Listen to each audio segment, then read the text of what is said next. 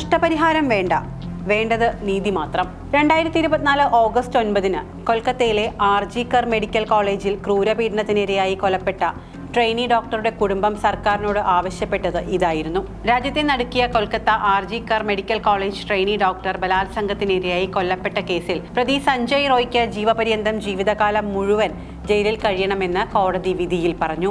Sealdah additional chief judicial magistrate കോടതി judge Anirban Das ആണ് വിധി പറഞ്ഞത്. പ്രതി 1.5 ലക്ഷം രൂപ പിഴയടക്കണമെന്നും കോടതി വ്യക്തമാക്കി.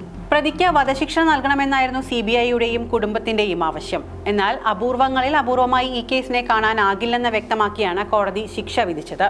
പ്രതിക്കെതിരായ കുറ്റം സംശയാതീതമായി തെളിയിക്കപ്പെട്ടുവെന്ന് വിധിന്യായം വായിക്കവേ കോടതി പറഞ്ഞു. താൻ കുറ്റം ചെയ്തിട്ടില്ലെന്നും നിരപരാധിയാണെന്നും പ്രതി കോടതിയിൽ പറഞ്ഞു. വിധി വായിക്കുന്നതിന് മുൻപ് പ്രതി സഞ്ജയ് റോയ്ക്ക് പറയാനുള്ളത് കോടതി കേട്ടിരുന്നു. ഇതിനുശേഷമാണ് കുറ്റം തെളിയിക്കപ്പെട്ടുവെന്ന് കോടതി വ്യക്തമാക്കിയത്.